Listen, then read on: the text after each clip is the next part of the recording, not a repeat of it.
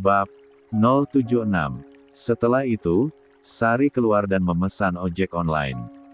Sinyalnya agak susah jadi dia kesulitan masuk ke aplikasinya.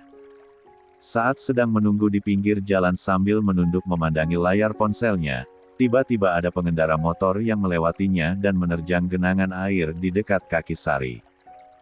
Genangan kotor itu mengenai pakaian Sari. Sialan.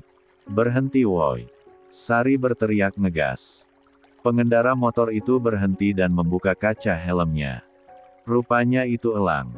Dia langsung memutar balik motornya dan menemui Sari.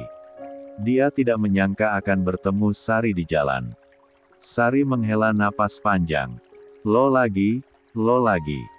Kenapa sih setiap ketemu lo gue selalu sial? Bawa pengaruh buruk lo. Sentak Sari. Elang mendeci. Enggak, kebalik. Bukannya lo yang selalu bawa sial. Sari malas berdebat saat ini, apalagi di pinggir jalan. Jadi, dia berbalik dan berjalan pergi meninggalkan Elang. Melihat hal itu, Elang langsung menepikan motornya dan mengejar Sari. Lengannya langsung ditarik. Tuh oleh Elang. Lo mau ke mana emangnya? Tanya Elang. Bukan urusan lo. Sari langsung menarik paksa lengannya dengan kasar. Kalau gitu, lo nggak boleh pergi sebelum jawab pertanyaan gue. Elang kembali mencengkeram lengan Sari, kali ini lebih kuat. Cek, cukup ya. Gue lagi nggak minat bertengkar sama Iyo. Gue lagi banyak urusan. Hal penting apa sih? Sok sibuk banget perasaan, timpal Elang dengan gaya santainya. Gue bukan elo yang mahasiswa gabut dan pengangguran. Elang tertawa. Namun, dia tetap tidak mau melepaskan Sari. Jujur saja, Sari muak sekali berhadapan dengan Elang. Kalau menatap pria itu, rasanya tensi darah Sari naik drastis. Sabar, harus berkali-kali Sari mengingatkan dirinya sendiri kalau Elang itu anak muda. Memang, anak muda itu menyebalkan. Fine. Gue cuma lagi nyari orang buat bantuin Kak Rahmat jaga Kak Cahya di rumah sakit. Gue nggak bisa bantu terus karena harus kerja. Di agen tadi nggak nemu. Elang mangut-mangut. Oh, gampang itu. Lo bisa pakai salah satu pembantu di rumah gue. Sari mengernyit, dan Elang peka dengan kebingungan yang dialami Sari. Di rumah gue ada 5 art, tinggal pilih aja mana yang cocok. Pakai satu aja nggak apa-apa. Nggak usah dibayar juga, mereka udah terikat kontrak sama mama gue, jadi aman. Yang penting bisa berguna untuk Cahya. Dan kakak lo. Sari menggeleng. Nggak usah. Elang mengendikkan bahunya. Ya terserah sih, tapi nyari pembantu di musim liburan gini biasanya susah. Sari menghela napas, dia jadi memikirkannya lagi. Merenang Sari dan Rahmat butuh cepat. Kalau terlalu lama mencari, mereka akan kewalahan nanti. Apa tidak masalah kalau menerima tawaran dari Elang? Tapi ada yang udah tua, enggak. Maksudnya yang udah ibu-ibu parubaya lah minimal. Elang mengangguk. Ada kok, namanya Bililis. Mau cek ke rumah gue enggak? Kali aja lo cocok. Sari akhirnya mengangguk. Oke. Ayo naik, ajak Elang sambil menepuk-nepuk boncengan motornya. Sari baru ingat dia tadi sudah memesan ojek online, dan benar saja tidak berapa lama kemudian ojek online. Pesanan Sari datang. Gue udah mesen ojol tadi. Cancel aja. Sari kaget. Hah? Mana bisa gitu, lo? Elang mengeluarkan sejumlah uang dari dompetnya. Sari bisa menebak kalau itu berkali-kali lipat dari ongkos ojek online-nya. Dia lalu memberikan uang itu kepada driver ojek online-nya. Nah, gampang. Buruan naik. Sari menghela napas. Dasar, selalu aja seenaknya. Dia menggerutu, tapi tetap naik ke motor Elang. Sepanjang perjalanan, Sari berpegangan pada jaket Elang karena dia mengendari motornya dengan ugal-ugalan. Elang memang sengaja mengebut, supaya dia bisa iseng kepada Sari. Demi Tuhan, sepanjang perjalanan rasanya dia ingin menggeplak kepala Elang dengan kencang. Mereka akhirnya sampai ke rumah Elang. Sari masih merengut karena diajak berkendara dengan mengebut. Kalau Elang sendiri okelah, masalahnya ada nyawa lain di belakang. Cemberut aja sih. Makin jelek lo, celetuk Elang iseng. Sari mendeci penuh cela. Bacot. Elang ngakak. Ya udah, ayo masuk. Di dalam ada orang tua mereka dan Cici juga. Sari langsung memasang gestur sopan di depan keluarga Elang. Ma, Elang mau bantuin Cahya, katanya mereka butuh pembantu gitu buat jaga. Kalau pakai bililis boleh, kan? Elang langsung mengutarakan maksudnya kepada sang mama. Boleh-boleh aja kok. Silakan saja. Apalagi mama kan punya hutang budi ke Sari waktu itu, kata Bu Ajeng yang ingat dengan jasa Sari yang menyelamatkannya dari pencopet. Makasih, Tante, ucap Sari tulus. Bu Ajeng tersenyum. Iya, sama-sama. Kamu nggak usah sungkan kalau butuh bantuan. Bilang aja ya. Setelah DL membawa bililis, mereka semua kecuali Bu Ajeng berangkat ke rumah sakit. Kali ini, ganti memakai mobil Elang karena personelnya banyak. Sampai di rumah sakit, Cici dan Bililis turun duluan untuk bertemu Rahmat. Sementara Sari dan Elang masih di mobil. Makasih, udah bantuin gue. Elang menyeringai. Kok kayak nggak ikhlas banget sih? Yang tulus dong bilang makasihnya. Sari mendecak kesal. Lo itu bisa nggak sih sekali aja nggak nyebelin? Elang ngakak. Iya, bercanda doang kok. Sensitif banget sih. Tapi ini nggak gratis. Sari langsung mengernyit. Bukannya Elang sendiri yang bilang kalau dia tidak perlu memikirkan soal bayaran. Kenapa sekarang berubah aturan? Jadi gue bayar. Iya, tapi bayarnya pakai nomor HP lo. Sari sebenarnya tidak ikhlas, tapi dia sudah dibantu. Mau tak mau, dia memberikan nomor ponselnya kepada Elang. Baru setelah selesai bertukar nomor ponsel, mereka masuk ke rumah sakit. Hak, Rahmat langsung menyalami Elang begitu dia dan Sari datang. Wajahnya kelihatan lega, dan Elang sampai merasa kikuk sendiri. Masalahnya, sudah beberapa kali Elang ribut dengan Rahmat perkara salah paham. Jadi, agak aneh saat mereka damai begini. Sekali lagi, saya berterima kasih. Sampaikan juga terima kasih saya ke orang tua kalian, ucap Rahmat. Elang grogi. Iya sama-sama. Santai. Nggak masalah, Kapten. Mama malah seneng kalau bisa bantu, timpal Cici. Rahmat kemudian beralih kepada Sari. Sari, aku mau pulang dulu untuk ambil baju ganti sekalian baju-baju. Bayi juga. Aku titip Cahya dulu ya. Sari mengangguk. Cici dan Elang juga siap menggantikan untuk menunggui Cahya di rumah sakit. Rahmat akhirnya pulang. Saat baru sampai di rumah, Rahmat merasa rumahnya terasa amat lengang. Tidak ada suara apapun selain napasnya sendiri. Mendadak, segalanya terasa amat sepi. Rahmat benar-benar merasa kehilangan. Rahmat menarik napas panjang. Cahya pasti bangun, jangan pesimis, Rahmat, batinnya berusaha menyemangati diri sendiri. Rahmat segera ke kamar untuk menyiapkan semua barang-barang yang akan dia bawa. Dia memakai tas besar sekalian agar tidak sering-sering pulang pergi meninggalkan Cahya. Setelah selesai, Rahmat tidak mau buang-buang waktu dan langsung bergegas ke mobilnya. Baru saja, Rahmat masuk mobil dan meletakkan tas besar itu ke kursi belakang, tiba-tiba ponselnya berdering.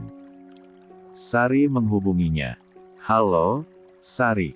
Ada apa? Tanya Rahmat to the point. Dia khawatir kalau terjadi sesuatu. Kak, cepat ke rumah sakit sekarang. Kak Cahya. Rahmat ke rumah sakit dengan wajah tegang setelah menerima kabar dari Sari. Dia bahkan berusaha menahan diri agar tidak menginjak pedal gas mobilnya dengan ugal-ugalan. Dia harus tetap bertahan dengan kecepatan normal demi keselamatannya juga. Sesampainya di rumah sakit, Rahmat langsung berlari sambil membawa tas besarnya ke ruang ICU. Napasnya tersengal-sengal, pun dengan keringatnya yang bercucuran di wajah. Saat sampai di ruang ICU, Rahmat langsung disambut dengan senyuman sang istri. "Cahya telah bangun. Cahya," gumam Rahmat pelan. Kelopak mata Rahmat melebar. Jantungnya berdebar kencang. Dia sampai mengucek matanya berkali-kali hanya untuk memastikan kalau dia tidak sedang bermimpi. "Cahya, Cahya, Cahya," Rahmat menggumamkan nama sang istri berkali-kali saking syoknya. Cahya tersenyum lemah. Bibir wanita itu kering sekali, dan wajahnya masih pucat. Namun, senyumannya begitu tulus. Langkah Rahmat terseok-seok. Dia langsung menghampiri ranjang Cahya dan menggenggam tangannya. Kuat-kuat. Dia menciumi kening Cahya berkali-kali. Air matanya mulai luruh, dan isakan demi isakan keluar dari bibir Rahmat. "Akhirnya kamu bangun, Cahya." "Mas," ucap Cahya lemah. Suaranya masih sangat serak, tapi Rahmat lega sekali akhirnya dia bisa mendengar suara Cahya lagi. Rahmat langsung sujud syukur di lantai dan mengusap syukur berkali-kali. Dia tidak bisa menggambarkan kelegaan di hatinya sekarang, karena yang jelas dia merasa sangat lega. "Mas Rahmat." "Iya, saya di sini, Cahya. Terima kasih karena kamu sudah bangun untuk saya dan anak kita." Cahya mengangguk pelan. Dokter dan perawat yang setiap hari memeriksa perkembangan Cahya segera datang untuk mengecek kondisi pasien. Rahmat menyingkir dan membiarkan mereka memeriksa Cahya. Kondisinya sudah membaik. Pasien akan segera dipindahkan ke ruang rawat inap. Masih perlu beberapa hari lagi perawatan agar kondisi fisiknya lebih kuat, jelas sang dokter. Rahmat mengangguk. "Ya, terima kasih, Dok." Setelah itu, beberapa perawat melepaskan alat-alat rumah sakit yang sebelumnya digunakan saat Cahya masih koma. Dia lalu dipindahkan ke ruang rawat inap untuk menjalani perawatan lanjutan sampai benar-benar pulih. Bayi mereka juga sama, karena lahir prematur. Setelah dipindahkan ke ruang rawat inap, Cici dan yang lainnya juga tidak sabar untuk melihat kondisi Cahya. Tadi, mereka hanya melihat sekilas saat Cahya didorong pindah ke ruang rawat inap. Namun, kebijakan rumah sakit masih membatasi jumlah pengunjung yang boleh masuk menjenguk pasien.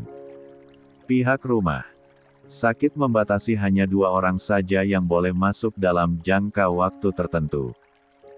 1 tek pengunjung dipakai Rahmat, jadi tinggal 1 jagi untuk dipakai bergantian. "Wah, aku beneran pengen lihat Cahya," gumam Cici sambil memandangi melalui kaca jendela ruang rawat inap. "Sabar, nanti kan bisa gantian," ucap Elang. Cici menghela napas panjang. Lagian rumah sakitnya ketat banget sih. Masa cuma 2 yang boleh jenguk? Elang menggetok kepala adiknya. "Ya biar nggak ribut lah. Apalagi kalau ada manusia kaleng rombeng kayak lo, Kak Elang." Elang ngakak. "Udah diem, jangan bikin ribut. Nanti 10 diusir sama satpam, malu-maluin keluarga aja."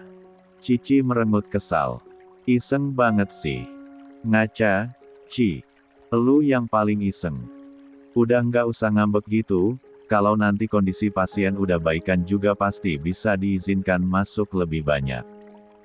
Ya asalkan nggak ribut aja kayak suara lo." Cici diam, tapi wajahnya kesal bukan main. Elang ini kakaknya, tapi tidak pernah sependapat dengannya. Mungkin Elang merasa meriang kalau tidak ribut dengan sang adik sehari saja. Tanda hubung. Malamnya, Sari pamitan harus pulang. Besok dia sudah mulai kerja lagi jadi dia harus beristirahat. Melihat hal itu, Elang dan Cici juga ikut pamit. Setelah Cahya Rahmat dan sudah tidak di ruang ICU lagi, mereka merasa sudah lebih tenang meninggalkan rumah sakit. Sekarang juga sudah ada Bililis yang membantu menjaga Cahya agar Rahmat bisa istirahat. Jadi, semuanya sudah lebih baik. Tinggal Bililis dan Rahmat saja sekarang yang menunggui Cahya di ruang rawat inapnya. Cahya sendiri sudah kenal dengan Bililis karena dulu sempat tinggal di rumah Cici dan Elang pasca kebakaran rumahnya di kampung. Sejak tadi, Bililis sangat rajin menata barang-barang yang dibawa Rahmat agar lebih mudah saat membutuhkan sesuatu. Sudah larut malam, Bi. Mendingan Bibi tidur aja, biar saya yang jaga Cahya. Nggak apa-apa, Den. Bililis nggak masalah kok begadang, udah biasa juga. Bibi udah bantuin banyak dari tadi. Sekarang Bililis tidur aja, pinta Rahmat. Bililis akhirnya menurut. Ya sudah kalau begitu, Bibi tidur. Kalau ada apa-apa jangan sungkan ya, Den. Langsung bangunin Bibi aja. Rahmat setuju. Iya, Bi. Terima kasih bantuannya. Setelah itu, Bililis tidur di sofa sementara Rahmat terus menjaga Cahya. Rahmat terus menggenggam tangan Cahya, sambil berulang kali mengecupnya. Dia juga tidak lepas terus memandangi Cahya, seolah takut kalau berpaling sedikit saja maka Cahya akan koma lagi. Hal itu membuat Cahya salah tingkah. Dipandangi terus-menerus dalam jarak dekat seperti itu membuatnya berdebar luar biasa. Tolong jangan begitu lagi, Cahya. Saya nggak kuat melihat kamu terkapar nggak berdaya seperti itu. Maaf ya Mas, udah bikin khawatir. Mas, aku pengen banget ketemu anak kita. Bayinya masih di inkubator, soalnya paru-parunya belum kuat, sayang. Cahya menghela napas, tapi dia memahami hal itu. Anak kita laki-laki ya? Iya. Ganteng? Enggak. Rahmat tersenyum. Pastinya. Mirip seperti ayahnya. Cahya mengerucutkan bibirnya. Kayak aku. Rahmat tertawa. Iya, kayak kamu. Cahya masih lemas, belum ada asupan makanan juga sejak dia koma, jadi dia gampang mengantuk dan tidak lama terlelap lagi. Meskipun Cahya sudah tidur, Rahmat tetap terjaga menemani terus. XX. Keesokan harinya, sekitar pukul 9, Bililis telah selesai menyiapkan kebutuhan Cahya. Meskipun lebih banyak Rahmat yang melayani Cahya, tapi Bililis selalu sigap mengerjakan yang lain. Beliau sangat kompeten dengan pekerjaannya jadi Rahmat juga merasa amat terbantu. Dan, ini bajunya Non Cahya mau ditaruh di meja aja? Tanya Bililis. Rahmat mengangguk. Iya, Bi. Makasih ya udah disiapkan.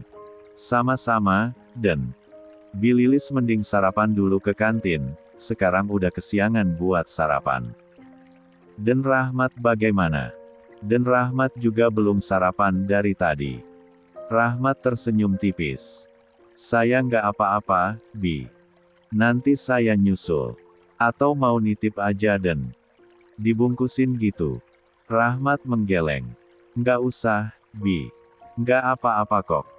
Yang penting Bililis makan, soalnya Bililis banyak bantu-bantu, takut nanti lemas. Bililis akhirnya pamit, ya udah, saya ke kantin rumah sakit dulu ya, Den. Iya, Bi. Sepeninggal Bililis, Rahmat kembali menemani Cahya berdua saja di ruangannya. Tak lama, Rahmat kedatangan tamu dari tempat kerjanya, Pak Letkol dan istrinya. Rekan-rekan Rahmat yang jain sudah mengetahui apa yang terjadi pada keluarga Rahmat. Oh, Pak Letkol. Mari silakan.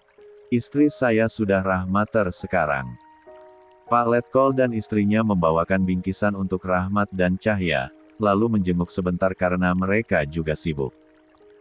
Cahya agak sungkan karena dia belum terlalu kuat untuk duduk lama-lama. Kepalanya masih terasa pening kalau digunakan terlalu lama duduk jadi dia hanya bisa bersandar saja dengan bantalan yang agak tinggi. Setelah itu, Pak Letkol dan istrinya pamitan dan mendoakan semoga Cahya segera sembuh, serta bayinya juga semakin kuat. Pas sekali ketika Rahmat keluar mengantar Pak Letkol dan istrinya, Riko dan Gracia juga datang menjenguk. Pak Letkol mengatakan kalau Rahmat tidak perlu mengantar sampai parkiran, jadi Rahmat akhirnya ganti menyambut. Riko dan Gracia, kalian datang, ucap Rahmat tanpa rahmater. Riko langsung memasang wajah kesal. Harusnya bersyukurlah kita menjenguk. Gracia langsung menyikut pinggang Riko. Jangan ribut, kamu ini. Mama, mau lihat adik. Ria menarik-narik ujung pakaian Gracia. Rahmat mempersilakan mereka masuk dan menjenguk Cahya. Gracia dan Riko membawakan parsel buah-buahan mahal. Ria kelihatan antusias sekali mau melihat anak Cahya, sayangnya belum bisa. Anak Cahya masih berada di inkubator. Mama, mau lihat adik. Ria merengek. Gracia mengusap wajah Ria. Belum bisa, Ria. Nanti kalau adik bayinya sudah kuat baru boleh lihat. Setelah diberi pengertian, Ria akhirnya tidak merengek lagi. Gracia menatap Cahya yang pucat di ranjang rawat inapnya. Selamat ya, Cahya. Anak kalian udah lahir.